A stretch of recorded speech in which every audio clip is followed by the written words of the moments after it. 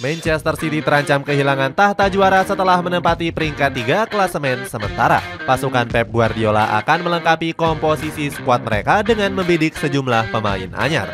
Kombinasi pemain muda dan berpengalaman akan semakin matang dengan racikan formasi tangan dingin Pep Guardiola. Cetak Gol coba merangkum prediksi starting lineup Manchester City seandainya semua benar sebagai berikut.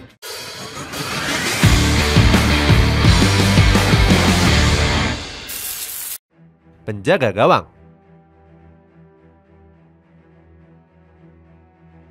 Untuk sektor penjaga gawang, Pep Guardiola nampaknya masih mempercayakannya kepada Ederson Moraes. Kiper asal Brazil itu nyaris nggak tergantikan selama 3 musim terakhir. Pep Guardiola pernah memuji Ederson sebagai salah satu kiper terbaik dunia.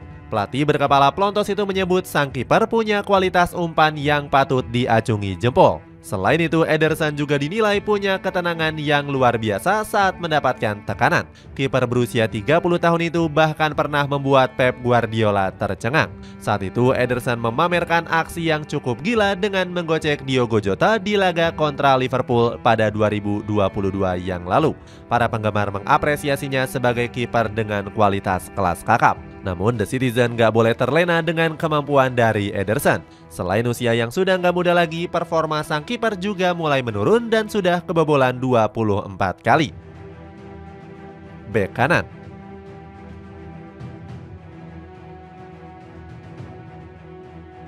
Manchester City kerap mempercayakan sektor bek kanan kepada Kyle Walker. Akan tetapi Guardiola harus bisa lepas dari ketergantungan Walker yang sudah berusia 33 tahun. Sejauh ini The Citizen membidik bek sayap Chelsea yakni Reece James.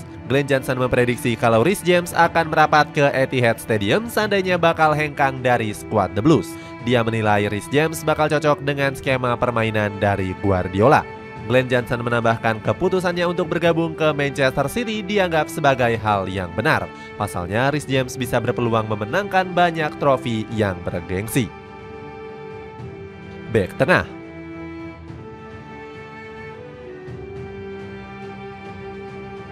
Pep Guardiola menerapkan formasi fleksibel untuk sektor bek tengah mereka pada musim ini. Guardiola memang kerap mengganti formasi sesuai dengan kebutuhan dan juga lawan yang dihadapi. Mantan pelatih dari Barcelona itu pernah menerapkan skema 4 bek dalam formasi 4-2-3-1. Dalam formasi tersebut, Guardiola memainkan duet Ruben Dias dan juga Josko Gvardiol. Keduanya tampil cukup baik dan mampu menjaga keharmonisan di lini pertahanan. Gak heran Manchester City enggan mencari pemain baru dan akan terus mempercayakan keduanya. Namun Guardiola pernah dibuat kecewa oleh penampilan Ruben Dias. Bek tengah asal Portugal itu dianggap tampil kurang maksimal saat menghadapi Luton Town. Guardiola nampak kesal dengan penampilan Dias yang kerap dilewati oleh pemain Luton Town. Meskipun begitu, Manchester City masih punya Manuel Akanji dan juga Nathan Ake. Di musim ini, Akanji telah memainkan 15 pertandingan Premier League dengan catatan 2 golnya. Sedangkan Ake juga telah tampil sebanyak 25 pertandingan di berbagai kompetisi. Bek kiri.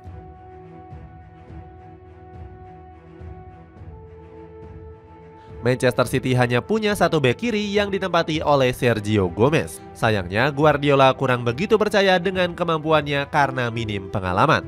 Gak heran Guardiola sering meminta Josko Gvardiol untuk menempati posisi tersebut. Alhasil Gvardiol tampil kurang maksimal dan kerap dieksploitasi oleh lawan. Craig Burley pernah mengkritik keputusan Guardiola yang mengubah posisi Gvardiol. Pundit ESPN ini mengatakan kalau Gvardiol nggak cocok untuk bermain di posisi fullback kiri.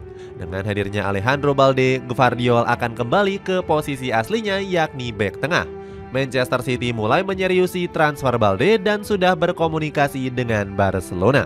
Kubu The Citizen siap meladeni berapapun harga yang dipatok oleh Blaugrana. Bersumber dari Vikajes, Barcelona diperkirakan mematok harga Balde di kisaran 100 juta euro. Gelandang bertahan.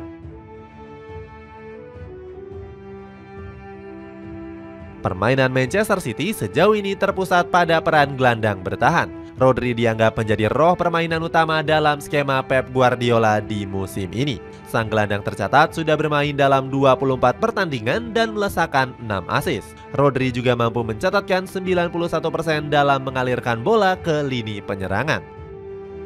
Skuad The Citizen bahkan selalu kesulitan apabila Rodri absen bermain. Hal itu bisa dibuktikan di mana Manchester City selalu menelan 3 kekalahan beruntun selama tak ada Rodri. Rio Ferdinand pernah menyebut The Citizen hilang arah karena absennya Rodri. Mantan pemain Manchester United ini menyarankan Guardiola harus punya gelandang berkualitas. Sejauh ini Mateo Kovacic dan juga Matheus Nunes belum tampil sesuai dengan harapan pelatih. Manchester City mulai mencari gelandang baru dengan merekrut Joao Neves dari Benfica. Jose Mourinho pernah memuji Neves yang punya kualitas passing yang cukup bagus. The Citizen siap menawarkan 100 juta euro untuk bisa mengamankannya ke Etihad Stadium. Gelandang serang. Posisi gelandang serang menjadi salah satu sektor yang harus dibenahi oleh manajemen. Namun masalah tersebut bisa teratasi setelah Kevin De Bruyne pulih dari cedera panjangnya. Pemain timnas Belgia ini langsung tampil apik saat Manchester City menang atas Huddersfield dengan skor 5-0. Pep Guardiola cukup gembira dengan kembalinya Kevin De Bruyne. Guardiola bilang sang gelandang merupakan pemain yang paling dicintainya. Walaupun begitu, Guardiola cukup sadar jika De Bruyne sudah memasuki usia 32 tahun. Gak heran Florian Wirtz disebut-sebut akan menjadi penerus dari gelandang Belgia ini. Winger kiri. Sektor sayap kiri Manchester City masih akan mengandalkan magis dari Bernardo Silva. Mantan pemain dari AS Monaco ini juga menjadi salah satu pemain yang paling dicintai oleh Pep Guardiola. Pelatih berkepala pelontos ini menyebut kalau Bernardo Silva sebagai penyerang terbaik yang pernah dia miliki. Terbukti Bernardo Silva sudah melesakkan 6 gol dan 4 assist dari 24 laga di semua kompetisi. Namun Guardiola nggak bisa mengandalkan Bernardo Silva untuk jangka panjang. Pasalnya pemain kelahiran Lisboa ini akan menginjak usia 30 tahun dalam waktu dekat. Manajemen langsung bergerak cepat dengan mengincar Pedro Neto dari Wolverhampton. Pemain 23 tahun ini punya skill olah bola yang baik dengan catatan 8 assist dari 11 laga Premier League. Winger kanan. Pada posisi winger kanan, Manchester City punya sosok Jeremy Doku. Pemain asal Belgia ini baru saja didatangkan dari Stade Rennais pada bursa transfer musim panas lalu. Hebatnya, Doku langsung tampil apik untuk menggantikan peran dari Riyad Mahrez. Dia berhasil mencuri hati Guardiola dengan melesakkan 5 gol dan 6 assist dari 20 laga yang dimainkan. Sayangnya, Doku sempat absen panjang karena menderita cedera otot. Kini dirinya sudah pulih dan mampu bermain selama 33 menit saat kemenangan besar kontra Huddersfield. Artinya Manchester City nggak perlu mencari winger kanan baru dengan memanfaatkan kemampuan Doku. Selain itu, The Citizen juga masih punya Jack Grealish di posisi yang sama. Striker. Manchester City nampaknya nggak perlu terlalu khawatir untuk regenerasi di ujung tombaknya. The Citizen saat ini punya para striker-striker buas yang punya kualitas jempolan. Sebut saja Erling Haaland yang masih belum mengerem keran golnya bersama The Citizen. Pemain berusia 23 tahun ini masih memimpin perburuan top skor Premier League. Haaland tercatat sudah melesakkan 14 gol dari 15 pertandingan yang dia mainkan. Bahkan pemain Norwegia ini sudah diprediksi bakal meraih gelar Ballon d'Or dalam waktu dekat. Ucapan tersebut datang langsung dari legenda Inggris yakni Sean Wright-Phillips. Dia sangat yakin kalau Erling Haaland bakal mengguncang dunia sepak bola dengan karisma dan semua kualitasnya.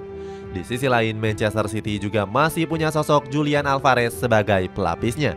Bomber asal Argentina ini punya fleksibilitas yang tinggi untuk memainkan semua posisi di lini penyerangan. Itulah ulasan prediksi starting lineup Manchester City di tahun 2024. Bagaimana pendapatmu? Apakah Manchester City mampu mempertahankan gelar juara mereka dengan komposisi skuad yang mumpuni? Coba tulis pendapatmu di kolom komentar di bawah ini.